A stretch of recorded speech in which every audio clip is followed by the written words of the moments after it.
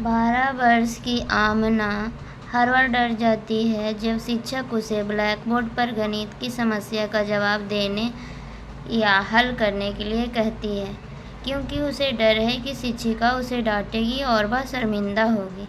कारण क्या है? जब असुरक्षित और चिंतित महसूस करते हैं तो उनकी शिक्षा पर प्रतिकूल प्रभाव पड़ता है। सही कह रहा दोनों। एक समावेशी कक्षा में शिक्षक बच्चों की कमियों को पहचान कर उसे सही ढंग से नामीकरण नहीं करना है। अलग अलग शैक्षिक क्षमताओं के आधार पर बच्चों को अलग करता है, बच्चों को अलग नहीं करना। शिक्षा की विभिन्न आवश्यकताओं के अनुरूप पाठ्यचर्या और शैक्षणिक रणनीतियों को संशोधित करना सही है। वर्ग समावेशन का एक उदाहरण लोकेश को एक संकल्पना, दिल्ली को दूसरी संकल्पना, भारत के उपसमूह के रूप में वर्गीकृत करने में परेशानी होती है। कारण है यह समझना कि भावनाएं स्मृति और सीखने को कैसे प्रभावित करती है, स्व विनियमित को संशोधित करता है। तो इसका कथन है ए सही और आर गलत है। लोकेश को एक संकल्पना दिल्ली तो दूसरी संकल्पना भारत के उपसमूह के रूप में वर्गीकृत करने में परेशानी होती है। उपसमूह के वर्गीकृत करने में परेशानी होती है। सही है। जीन पियाजे के संज्ञानात्मक सिद्धांत के अनुसार परिपक्वता जैसे जैविक कारक संज्ञानात्मक विकास में कोई भूमिका होती है। सीखने के अनुभव बच्चों के संज्ञानात्मक क्रियाओं के वर्तमान स्तर पर निर्भर करता है। सही है, दो ही सही है। सीखने के अनुभव बच्चे के संज्ञानात्मक क्रियाओं के वर्तमान स्तर पर निर्भर करते। जीन पियाजे के सिद्धांत इस बात पर जोर देता है कि संज्ञानात्मक विकास चरणों में होता है और बच्चों के सीखने की क्षमता उनके विकास के वर्तमान चरण पर निर्भर करती है। सीखना सबसे प्रभावी होता है जब किसी निश्चित चरण में उसकी संज्ञानात्मक क्षमता के साथ संरेखित होता है। एक समावेशी कक्षा में सभी पाठ्यचर्या अनुकूलन के शैक्षिक मानकों को विशेष बच्चों को निम्न स्तर करने के लिए निर्देशित किया जाए। निम्न स्तर करने के लिए नहीं, उच्च स्तर। विशेष बच्चों की मुख्य धारा की कक्षा में सीखने की कोई संभावना नहीं। गलत, दोनों गलत है। 10 वर्ष की काकुली गणित के एक कठिन सवाल से जूझ रही है। उसके समस्या समाधान कौशल को बढ़ाने के लिए उसकी शिक्षिका क्या कर सकती है? उसे समस्या का समाधान दे सकती है, उसे समस्या छोड़ने के लिए अगले एक पर जाने के लिए कहे, कोशिश करते रहने के लिए उसे प्रोत्साहित करे और आवश्यकता पड़ने पर आलम्बन प्रदान कर दे। एकदम सही। शिक्षा में मचान एक शिक्षण पद्धति है जहाँ प्रशिक्षक शिक्षार्थियों को नए कौशल विकसित करने के लिए अस्थायी सहायता प्रदान करता है। जैसे जैसे शिक्षार्थी अधिक स्वतंत्र होते हैं, सहायता धीरे धीरे हटा दी जाती है। लेव-वाइगोत्स्की के सिद्धांत का पालन करते हुए शिक्षक को विद्यार्थियों द्वारा सांस्कृतिक उपकरणों का उपयोग को हतोत्साहित नहीं करना चाहिए। विद्यार्थियों द्वारा कंठस्थ किए जाने वाले ज्ञान का प्रसार नहीं करना चाहिए। एक दूसरे के साथ प्रतिस्पर्धा करने के लिए प्रोत्साहित नहीं करना चाहिए। विद्यार्थियों में अपने विद्यार्थियों के साथ पारस्परिक अध्यापन का पालन करना चाहिए। तो चौथा सही। वाइगोत्स्की के अनुसार दूसरों के साथ सहयोग और बातचीत के माध्यम से सीखना सबसे अच्छा होता है। पारस्परिक शिक्षण में शिक्षक और छात्रों के बीच संवाद शामिल होता है, जिसे समीपस्थ अर्थात ZPD के क्षेत्र में समझ और विकास को बढ़ावा देता है। लॉरेंस कोलबर्ग के सिद्धांत के बारे में कौन सा कथन सही है? बच्चों में नैतिक विकास के प्रगति सटीक अवस्थाओं को निर्देशित सटीक कैसे करेगा? सटीक को नहीं करता। अच्छा, मान लो यह प्रायोगिक विधियों द्वारा किए गए अध्ययन पर आधारित है। नहीं, यह बच्चों में दुविधात्मक स्थितियों को प्रस्तुत करता है, मोरल डिलेमा जिसे कहते हैं। हावर्ड गार्डनर के बहुबुद्धि की सिद्धांत का सुझाव है, बुद्धि समय के साथ बदलती है, ये भी सही है। आनुवांशिक विरासत में नहीं मिलती, मापा नहीं जा सकता, अकादमिक सफलतापूर्वक अनुमान भी नहीं लगा सकते। कौन सा प्रदर्शन लक्ष्य अभिविन्यास का एक उदाहरण है? प्रदर्शन लक्ष्य अभिविन्यास। एक छात्र किसी विषय की गहरी समझ हासिल करने के लिए कठिन अध्ययन करता है, सही बात। ग्रेड अच्छा प्राप्त करने के लिए, दूसरा गलत। एक शिक्षक अधिक से अधिक सीखने का कठिन अध्ययन करता है।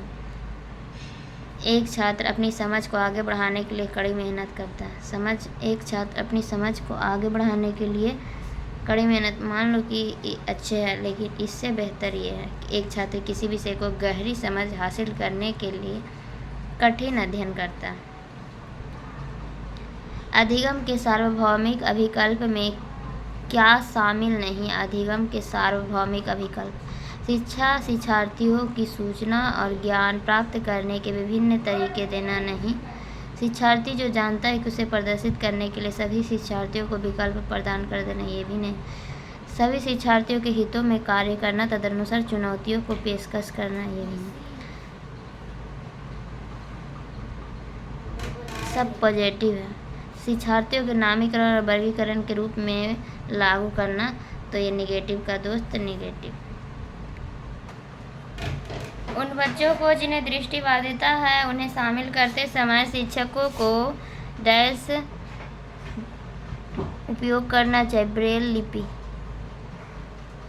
ब्रेल का उपयोग करना चाहिए और एक स्पर्श प्रणाली है। विकास के डैश आयाम के तहत भावनाओं, आत्मधारण तथा परिवारों, साथियों और दोस्तों के साथ पारस्परिक संबंधों के परिवर्तन का अध्ययन कहा जाता है मनोसामाजिक। मनोसामाजिक विकास के अंतर्गत भावनाओं, आत्मधारण और परिवार, साथियों और दोस्तों के साथ पारस्परिक संबंधों में परिवर्तन के अध्ययन किया जाता है मनोसमाज में। विकास को मनोसामाजिक क्षेत्र भावनाओं, आत्मधारण और परिवार, साथियों, दोस्तों के साथ पारस्परिक संबंधों में परिवर्तन पर केंद्रित है।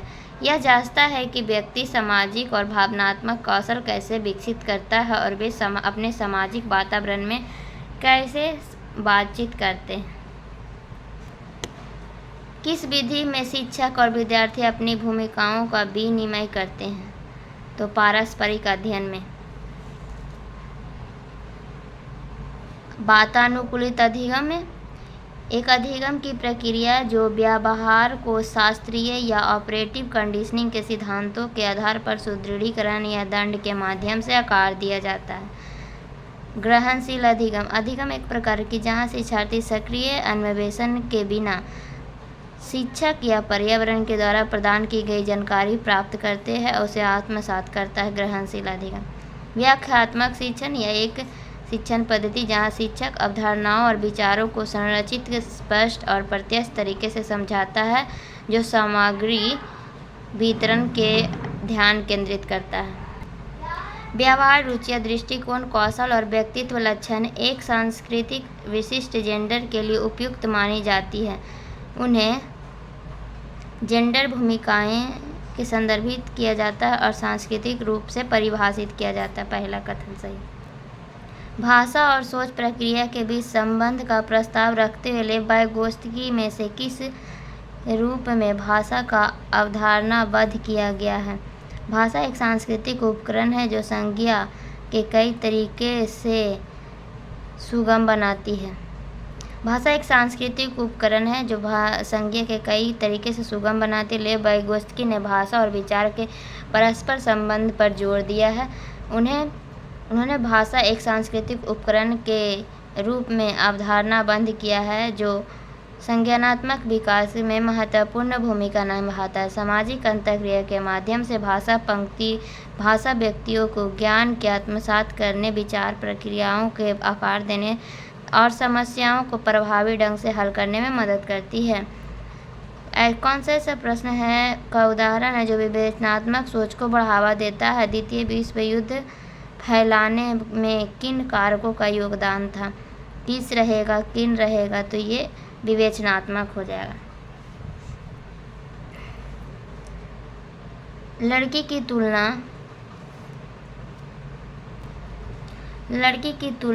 की तुलना में लड़कियों में सामाजिक और सांस्कृतिक कारकों से अधिक प्रभावित होने की जन्मजात प्रवृत्ति होती है।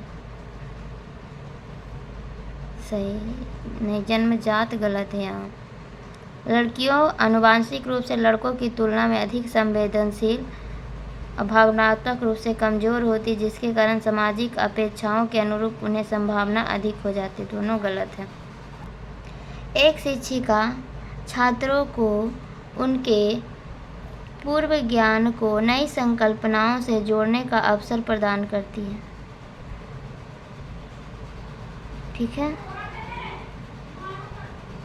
अपनी कक्षा में सार्थक सीखने व विवेचनात्मक सोच को सक्षम बनाना चाहती है। निम्नलिखित में से कौन सा शिक्षण रणनीति सबसे प्रभावी है?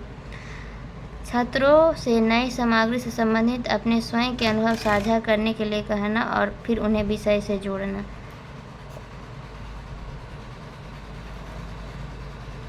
निम्न में से कौन विद्यार्थियों के सीखने के लिए आकलन का एक उदाहरण है? अंतिम परीक्षा पूरे सत्र में सीखी गई सभी सामग्री शामिल होती है। पूर्व ज्ञान की जांच के लिए कक्षा के शुरुआत में एक प्रश्नोत्तरी विचार मंथन सही है। भय और तनाव का वातावरण बनाना छात्र को सचेत और हरदम तैयार रखता है, सार्थक सीखने में सुसाधित होता नहीं। अधिगम केवल बाहरी कारकों को नियंत्रित करता है। दोनों गलत है। नई अवधारणाओं को पढ़ने के लिए निम्नलिखित में से कौन सा प्रभावी रणनीतियाँ हैं? तो उदाहरण भी प्रस्तुत करना, गैर उदाहरण भी प्रस्तुत करना, अवधारणाओं के बीच संबंधों के बारे में सोच को बढ़ावा देना, ये भी सही है। एक परिभाषा देना और छात्रों को याद नहीं कराना। लेव वाइगोत्स्की के संज्ञानात्मक विकास को किस रूप में देखते हैं? सहयोगात्मक विकास के रूप में देखते हैं।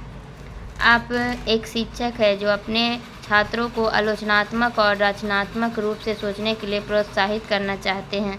एक परियोजना सौंपना जिसमें छात्रों को विषय के बारे में जानकारी याद नहीं करना है। छात्रों को उनके अपने समाधान खोजने के लिए खुले सिरे वाले प्रश्न प्रदान करना सही है। तो दूसरा ही सही है।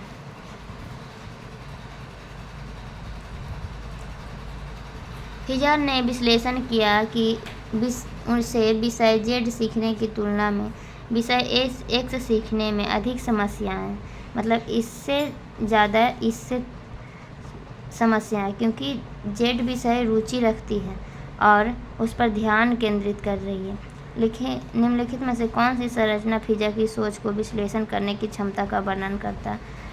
तो ये भी मेटाकॉग्निशन है, जो अपने सोच के बारे में सोच रही है कि इसमें रुचि है, इसमें रुचि नहीं है, तो और उस पर ध्यान केंद्रित कर रही है। तो जिसमें रुचि है उस पर ध्यान केंद्रित कर रही है, तो अपने सोच के बारे में सोच रही है, तो ये अधिसंज्ञान होगा। नैदानिक आकलन का उद्देश्य है विद्यार्थियों और सहकर्मियों को काम में समालोचनात्मक आकलन प्रदान करने का अवसर प्रदान करना, विद्यार्थियों के अभिवृत्ति स्वरूप की पहचान करना और उनकी आवश्यकताओं के अनुसार एक व्यावसायिक निर्देशन कार्यक्रम करना, शिक्षकों को उनके शिक्षण विधियों के बारे में प्रतिपुष्टि प्रदान करना, उन छात्रों की पहचान करना जहां विद्यार्थियों के अतिरिक्त सहायता या निर्देश की आवश्यकता होती है। नैदानिक आकलन होगा, ये सबसे उपयुक्त है। हालांकि अंतर समूह व्यक्तिगत भिन्नताओं की संभावना मौजूद है, फिर भी स्वालीनता वाले अधिकांश विद्यार्थी उन्नत सामाजिक भावनात्मक पारस्परिक उपलब्धि प्राप्त करते नहीं, उन्नत संवाद के कौशल प्रदर्शित करते नहीं, दिनचर्या या चरणों में सख्ती का पालन करते हैं। तो हाँ, ये अपने दिनचर्या को रूटीन बनाकर रखते हैं। स्वालीनता है ऑटिज्म स्पेक्ट्रम डिसऑर्डर ASD जिसे कहते हैं, ऑटिज्म भी इसे कहते हैं, एक विकासात्मक स्थिति जिसमें सामाजिक संपर्क, संचार और दोहराव वाले व्यवहार में चुनौतियां होती हैं। इसमें गंभीर व्यापक रूप से भिन्नता और आमतौर पर बचपन में ही मौजूद होती है।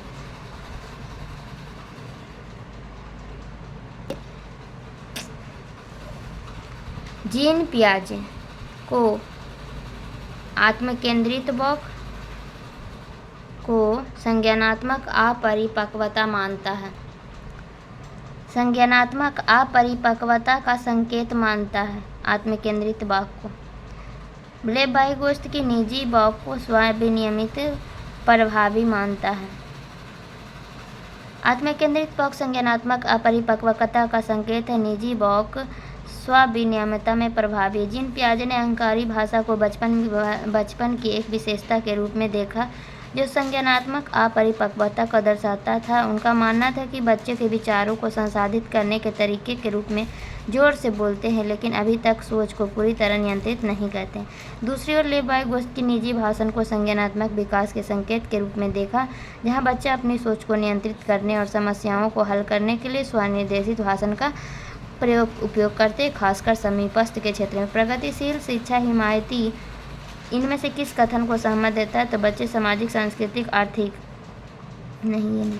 बच्चे स्वाभाविक रूप से असभ्य होते हैं, उन्हें नैतिक मानव बनाने के लिए सामाजिकरण आवश्यक है। प्रत्येक बच्चे